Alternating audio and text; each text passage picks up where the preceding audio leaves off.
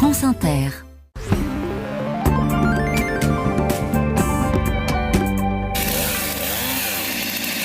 Et c'est d'abord dans un village d'Andalousie que nous sommes, donc en Espagne, où les champs d'oliviers sont rasés pour installer des panneaux solaires. Dans le petit village de l'Opéra, 3600 habitants, tout tourne autour de l'huile d'olive.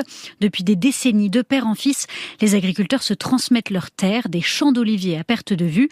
La province concentre plus d'un tiers de la production espagnole d'huile d'olive. Le pays est l'un des principaux exportateurs mondiaux. Mais l'Andalousie est aussi connue pour son soleil, 3000 heures par an. Ça attire évidemment la convoitise des spécialistes du photovoltaïque. Des entreprises privées veulent installer 8 parcs solaires dans le village de l'Opéra en signant des accords avec les agriculteurs. Certains propriétaires ont déjà accepté et pour les autres, le gouvernement régional compte les exproprier au nom de l'intérêt public. Les agriculteurs crient au scandale et parlent même d'un crime. D'après leurs calculs, 100 000 arbres sont menacés, 13 000 selon les autorités. Et c'est toute l'économie du village qui est en danger. Les agriculteurs lancent une procédure judiciaire contre le gouvernement régional et manifeste régulièrement. Une bataille donc entre l'huile d'olive et les panneaux solaires, entre une tradition ancestrale et une nouvelle manne financière. Direction Ho Chi Minh Ville, au Vietnam, la municipalité, Lise, s'attaque au business des cours particuliers. La mairie interdit désormais les cours particuliers après 20 heures parce que oui, au Vietnam, c'est courant pour les élèves de revoir leurs leçons et d'enchaîner les exercices en soirée. Ils subissent une véritable pression pour réussir à l'école avec des programmes sélectifs et des concours dans ce pays communiste.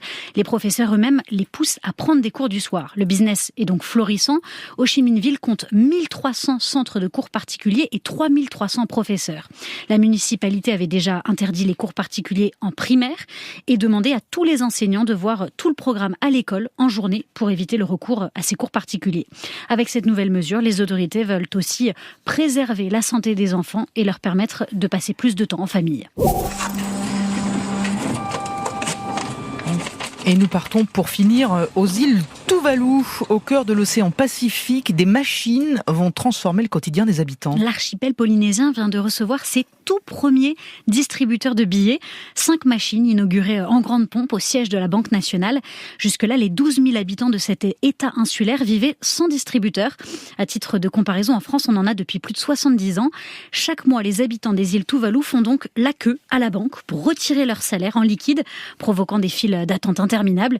Ils gardent ensuite tous les billets et les dépenses jusqu'au mois suivant. Les billets sont essentiels dans le pays parce que les transactions du quotidien se font uniquement en espèces, impossible de payer par carte. Les habitants n'ont donc pas de carte bleue. Alors comment vont-ils retirer leur argent au distributeur, vous me direz ? Eh bien, ils vont recevoir une carte prépayée pour commencer, avant qu'un véritable système de carte Visa se développe sur l'archipel.